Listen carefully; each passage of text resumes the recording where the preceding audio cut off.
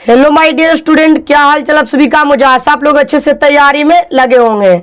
तो आज मैं आप लोग को बताने वाला हूं क्लास 10th साइंस का सब्जेक्टिव क्वेश्चन बोर्ड एग्जाम 2026 के लिए बताने वाले हैं जी। यानी जो बच्चे बोर्ड एग्जाम 2026 में देंगे उनके लिए तो काफी ज्यादा इंपॉर्टेंट क्वेश्चन है जी। अगर आप ये पूरे प्रश्न को देख लेते हैं तो आपको बोर्ड एग्जाम साइंस में एक भी सब्जेक्टिव क्वेश्चन नहीं छूटेगा, ये मैं आपको गारंटी दिलाता हूं जी। तो मेरे प्यारे विद्यार्थी जी, मात्र 10 मिनट इस वीडियो को देख करके आप 15 से 20 नंबर साइंस में जल्दी से लूट लीजिए। तो आइए देखते हैं प्रश्न संख्या 1 से।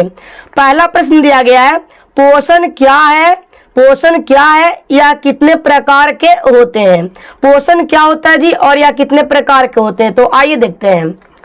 पोषण क्या है जी, जीवों में भोजन के द्वारा ऊर्जा प्राप्त करने की प्रक्रिया पोषण कहलाती है। यानी जीवों में भोजन के द्वारा ऊर्जा प्राप्त करने की प्रक्रिया क्या कहलाती है जी, पोषण कहलाती है।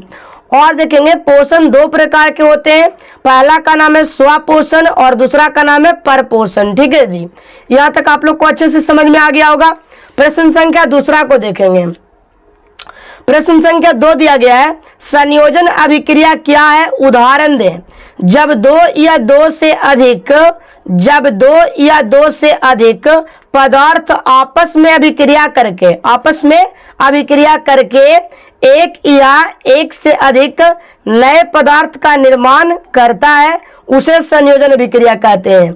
उदाहरण के लिए देख सकते हैं यहाँ पे जी कि कार्बन को ऑक्सीजन के साथ अभिक्रिया कराएंगे तो कार्बन डाइऑक्साइड बनता है, और हाइड्रोजन को ऑक्सीजन के साथ अभिक्रिया कराएंगे तो यहाँ पे जल बनेगा। तो ये आपका संयोजन अभिक्रिया है और ये इसका एग्जाम्पल दिया गया है जी। अब हम लोग देखेंगे प्रश्न संख्या 3 को।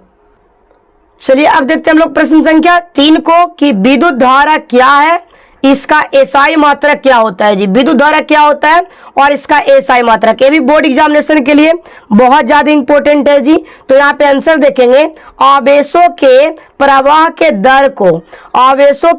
के दर को विद्युत धारा कहा जाता है। इसका एसआई मात्रक एम्पियर होता है। यानी विद्युत धारा का एसआई मात्रक क्या होता है जी, तो एम्पियर होता है। अब यहाँ पे हम लोग देखेंगे प्रश्न संख्या 4 को।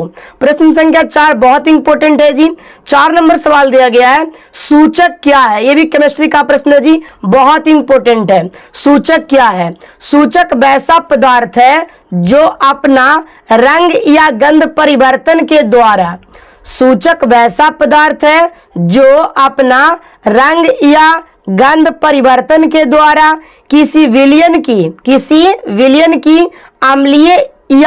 अम्लीय और क्षारीय होने का सूचना देता है, उसे सूचक कहते हैं। यानी कोई भी पदार्थ को अगर आप अम्लीय और क्षारीय को जान रहे हैं तो क्या कहलाता है जी, सूचक कहलाता है।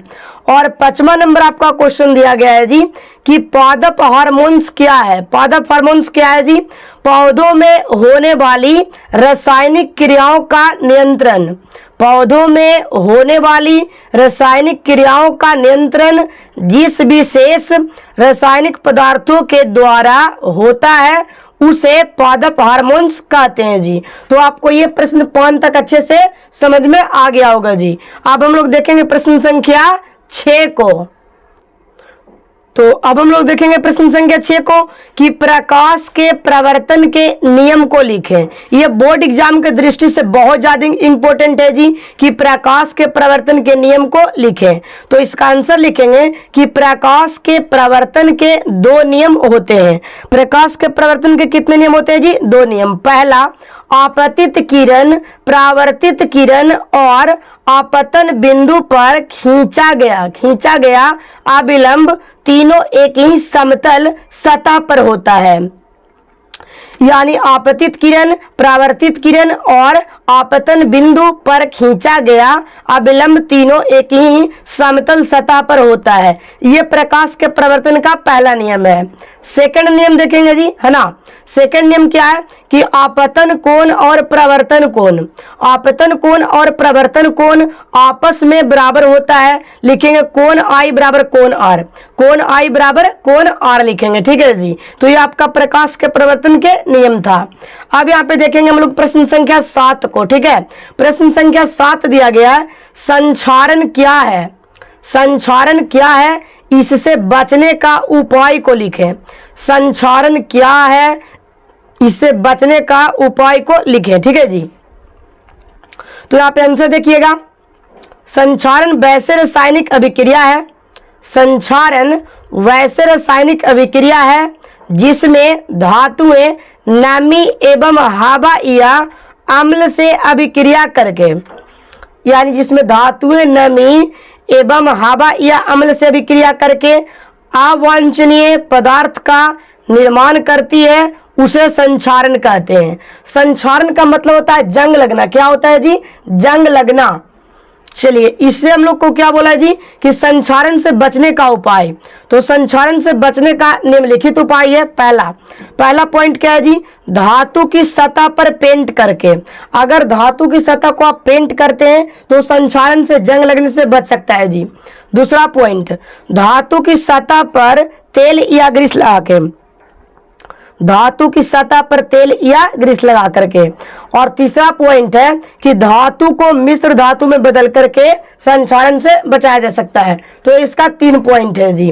अब हम लोग देखेंगे प्रश्न संख्या 8 को। चलिए, तो ये आपका प्रश्न संख्या कितना है जी? 8 नंबर है ना। तो दहन क्या है, ये आपका प्रश्न दिया गया जी, बहुत ज्यादा इंपॉर्टेंट है बोर्ड एग्जामिनेशन के लिए कि दहन क्या है।